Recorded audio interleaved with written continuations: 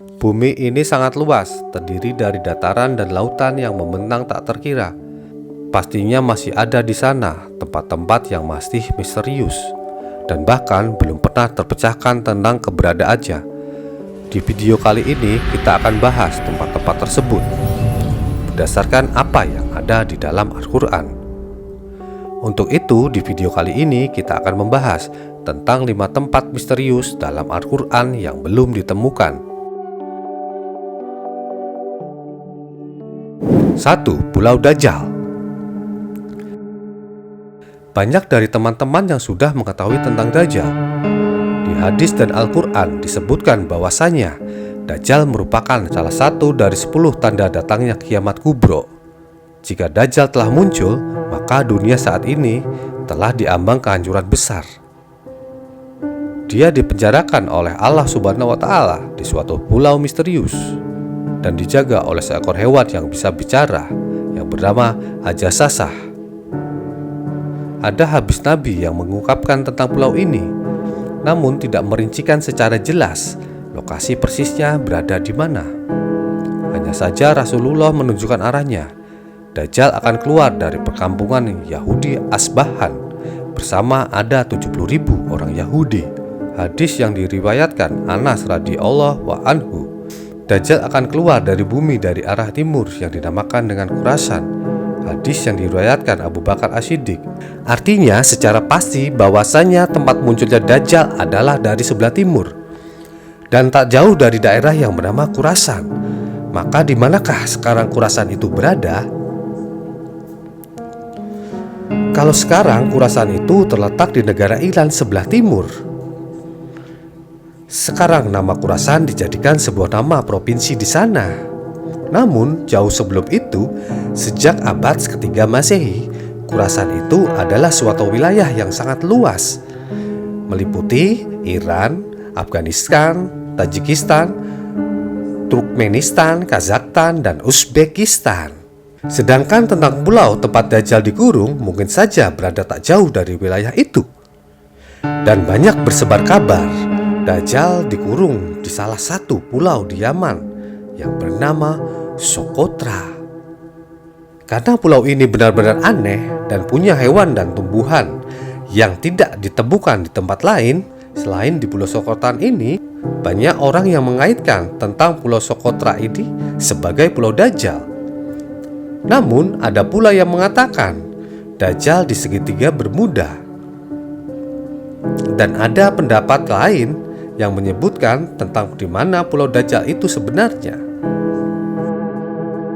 Intinya adalah sebuah petunjuk bahwasanya tempat Dajjal dipenjarakan adalah di sebuah pulau.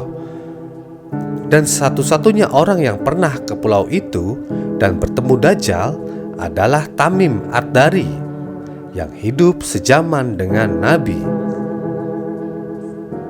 Tamim pun tak sengaja bertemu Dajjal karena ketika itu kapalnya terombang-ambing selama 1 bulan dan terdampar di sebuah pulau yang entah ada di mana. Logikanya teman-teman, kejadian Tamim ini tidak pernah terulang lagi dan bahkan sampai saat ini bisa disimpulkan bahwasanya pulau tempat di mana Dajjal dipenjara memiliki lokasi yang tidak biasa.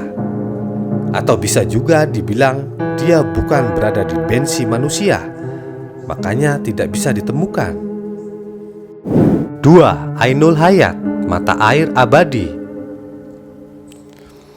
Ainul Hayat merupakan sebuah telaga atau sebuah tempat yang memiliki mata air yang kalau airnya diminum, maka orang itu tidak akan mati sampai hari kiamat,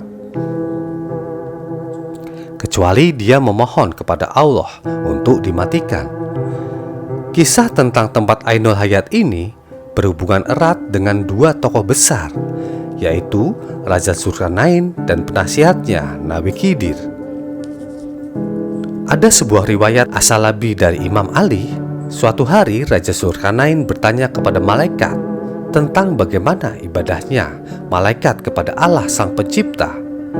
Kemudian malaikat pun memberitahu kepada Zulkarnain bahwasanya ada malaikat yang sejak diciptakan dia selalu sujud dan tak pernah mengangkat kepalanya untuk selamanya. karena dia tidak mau menyia-nyiakan waktu dan dia selalu beribadah kepada Tuhannya.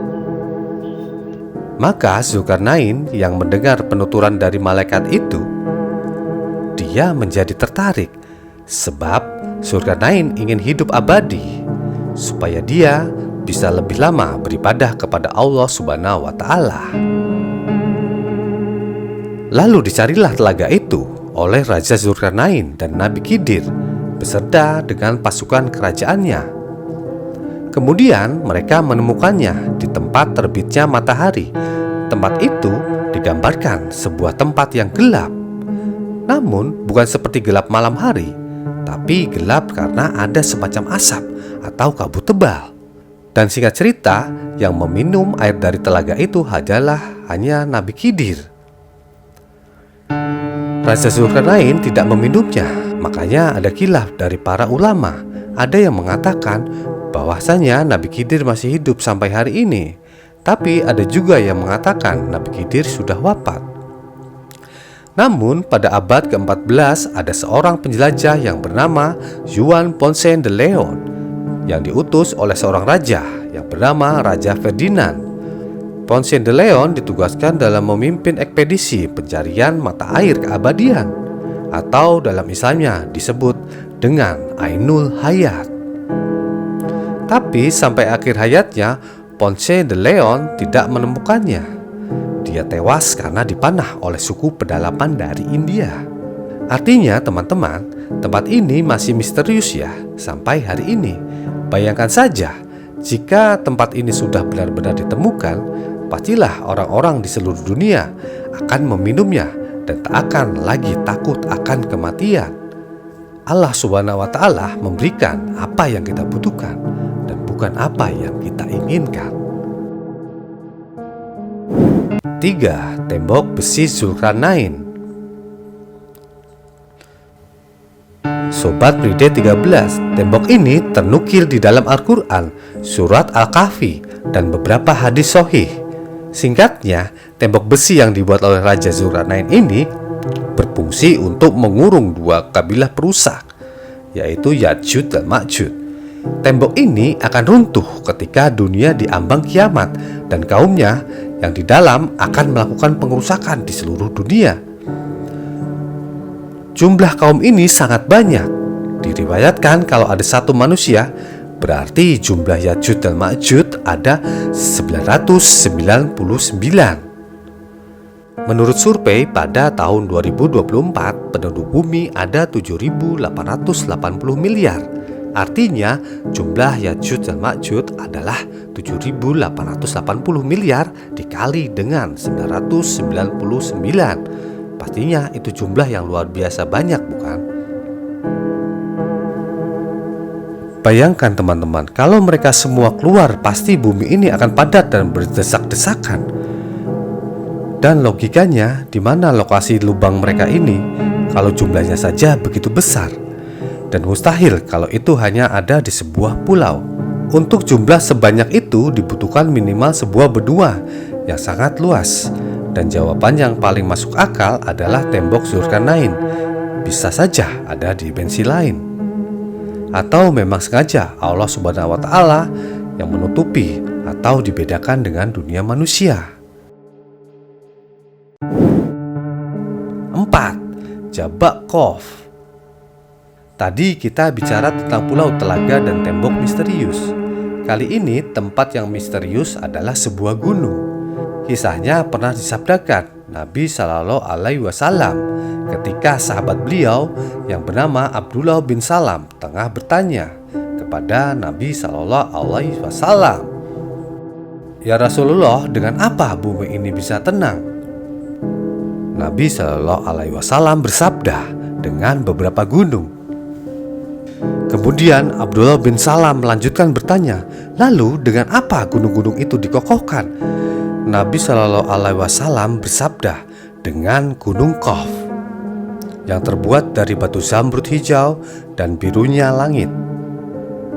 Dan para ahli tafsir mengatakan bahwasanya gunung Kof merupakan induk semua gunung yang ada di dunia ini. Ada beberapa pendapat mengenai keberadaan Gunung Qaf ini. Raja Zulkarnain pernah naik gunung ini. Mengenai letaknya, ada di antara Yordania dan Arab Saudi. Namun ada juga yang berpendapat lain, mengatakan letaknya ada di daerah Yaman. Selain itu, ada yang menyebut Gunung Qaf berada di suatu daerah sebelum Persia, dekat tembok Ya'juj dan Ma'juj. Gunung Qaf dihuni oleh para Rijaul Gaib atau wali Allah yang berjumlah 70 orang karena menjauhkan diri dari duniawi. Di sisi lain, ada pula yang mengatakan bahwa di dekat Gunung Gaib ini ada sebuah pulau yang bernama Al-Hadr, yaitu tempat bertemunya arus sungai dan laut. Pulau itu dihuni oleh sosok hamba Allah yang soleh, yang dikenal sebagai Nabi Khidir alaihissalam. Mengenai lokasi persisnya ada di mana, sampai saat ini pun masih misteri yang belum terpecahkan atau tidak akan terpecahkan. 5. Istana Kerajaan Nabi Sulaiman. Kalau dinilai dari sisi kekayaan, mungkin sultan-sultan dari Indonesia tidak ada apa-apanya jika dibandingkan dengan Raja Sulaiman. Nabi atau Raja Sulaiman adalah sosok orang terkaya sebenarnya. Dia berkata, "Ya Tuhanku, ampunilah aku dan anugerahkanlah kepadaku kerajaan yang tidak dimiliki oleh siapapun setelah aku. Sungguh Engkau yang Maha Pemberi." Al-Quran Surat Shad ayat ke-35. Maka tak kala dia melihat lantai istana itu, dikiranya kolam air yang sangat besar, dan disingkapkannya kedua betisnya. Berkatalah Sulaiman, "Sesungguhnya ia adalah istana licin terbuat dari kaca." Berkatalah Balkis, "Ya Tuhanku, sesungguhnya aku telah berbuat zolim terhadap diriku, dan aku berserah diri bersama Sulaiman kepada Allah, Tuhan semesta alam." Saking luar biasanya bentuk dari sana ini, sampai-sampai ternukil di dalam Al-Quran. Menurut beberapa ahli sejarah, istana megah Sulaiman dibangun oleh manusia dan bangsa jin. Makanya istana dari Nabi Sulaiman ini istimewa dan tidak bisa dibandingkan dengan bangunan modern seperti sekarang ini. Istana Nabi Sulaiman disebut juga dengan Solomon Temple atau Kuil Sulaiman. Hal ini sesuai dengan literatur bangsa Yahudi. Istana Nabi Sulaiman alaihissalam sekarang sudah tidak ada lagi, alias sudah runtuh. Yang tersisa hanyalah tembok sebelah barat dari bagian kuil. Bagi orang Yahudi, bangunan ini dinamakan Kuil Wailing Wall atau tembok ratapan. Nah, selama pemerintahan Hizkia, perluasan tembok ini dilakukan sampai ke arah barat yang sekarang kita kenal dengan nama kota Yerusalem. Pada tahun 2005, seorang arkeolog bernama Azlat Nazar menemukan sisa-sisa peninggalan kerajaan Nabi Sulaiman. Dia menemukan situs pintu gerbang dengan lengkungan setinggi 18 meter yang dinamakan struktur batu melangkah. Maka karena ditemukan benda-benda itu, mereka melakukan penggalian besar-besaran sampai Masjidil Aqsa, yang akhirnya memicu kemarahan umat muslim di seluruh dunia, karena ditakutkan sebab dari penggalian ini akan merubuhkan Masjidil Aqsa. Lalu 2 tahun kemudian, di tahun 2007, ditemukan kembali reruntuhan bangunan yang mereka yakini sebagai reruntuhan Kuil Nabi Sulaiman. Kuil itu berada di sebelah Masjidil Aqsa. Walaupun bangunan kuilnya sudah terlihat hancur, para ahli sejarah yakin kuil Nabi Sulaiman masih bisa diangkat untuk dilihat. Dan di lokasi yang sama ditemukan beberapa peninggalan-peninggalan seperti keramik dan perabotan yang terkubur selama ribuan tahun. Menurut mereka, penemuan ini dianggap penting untuk mengetahui peradaban dan kemajuan yang telah dicapai manusia di masa Nabi Sulaiman dan Nabi Daud. Kuil istana Nabi Sulaiman ini, teman-teman, merupakan lambang dan dengan simbol kekuatan serta sebagai bentuk pengakuan atas bangsa Yahudi kepada dunia, sehingga sangat berguna bagi kaum Yahudi yang pada intinya mereka mau mencari kue Sulaiman dengan cara menghancurkan Masjidil Aqsa yang merupakan salah satu tempat yang dimuliakan Nabi kita. Jadi itulah kisah 5 tempat misterius dalam Al-Quran yang belum ditemukan. Semoga kisah ini bermanfaat. Hingga disinilah tugas kami, menemani malam sunyi kalian. Semoga berkenan di hati.